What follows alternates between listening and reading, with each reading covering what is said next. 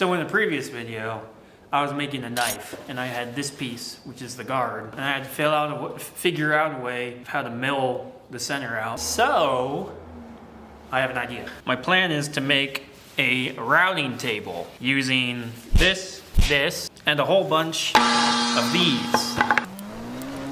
You might ask yourself, is it going to work? How are you going to make it? I have no idea. So let's get to planning.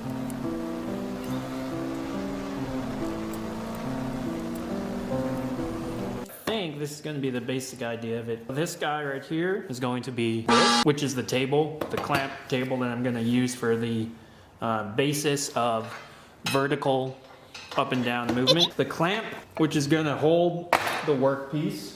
It's going to be on a bed with some sort of holdy mechanism that can hold these.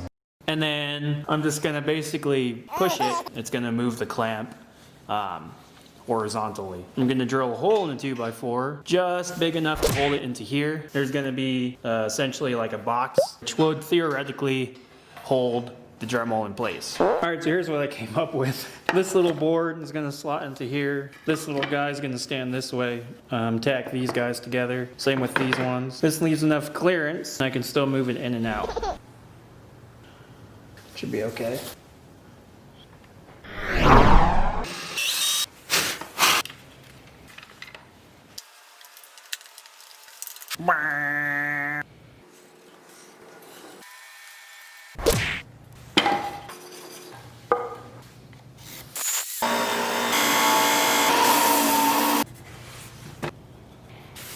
I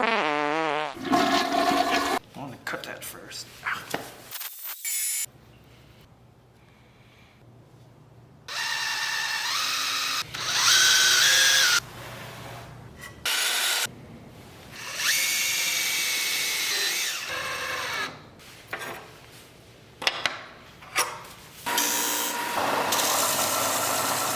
So that's just way too many screws for the intended purpose. So I'm just gonna do like 4. Okay, here's my 2 horizontal pushers. I'm gonna go this way, and then the track will run right in the middle. I've smoothed out the surfaces and both ends so it's flush. Flush and even.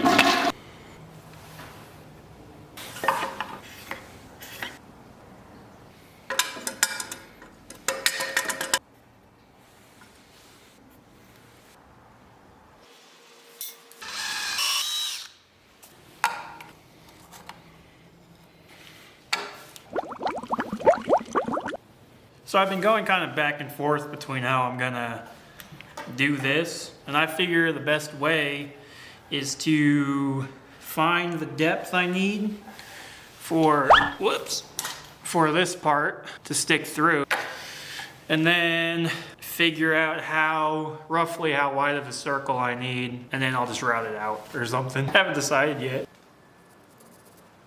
Yeah. Alright, whoops, that's not even on. 42 mil, roughly. This outer circle is roughly 76 mil, so that means I need to come in 17. I'm just gonna sand these edges to like a curve and make room for this guy. I made a hole with like a key slot so that little doohickey can slide right down in the middle. And then there's enough room, obviously it's crooked, but you'll adjust that with the clamps here. And then there's enough room for this guy to screw on. So all that's left now is to make a slot for this to slide in and get clamped in, a notch for my on-off switch, and then holes to keep the screws in so I can push those guys. And the safety bars, actually.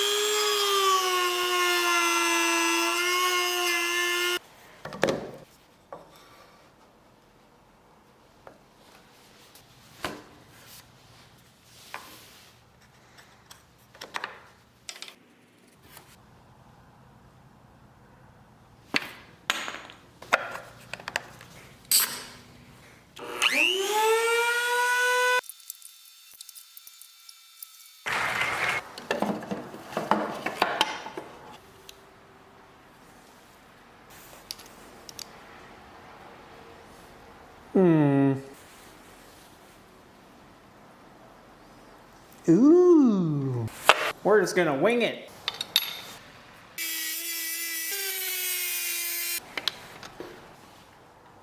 Oops.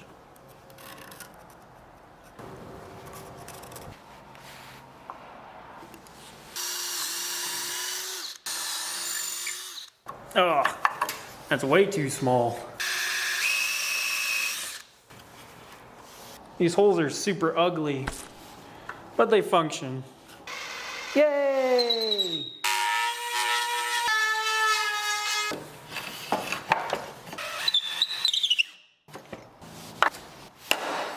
Now I was gonna do safety arms too, so in case it fell, it would catch.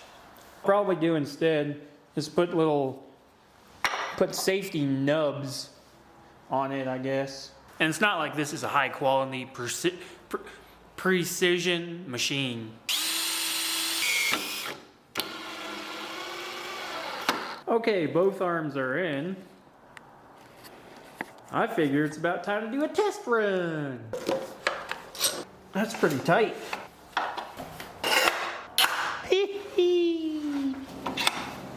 Ooh, I don't know if that'll fit. Ah, we'll use this. Never mind. We'll use this. Well, I wasn't recording, I guess, but it works. So let's test it on the actual piece that it was made for. Oh God.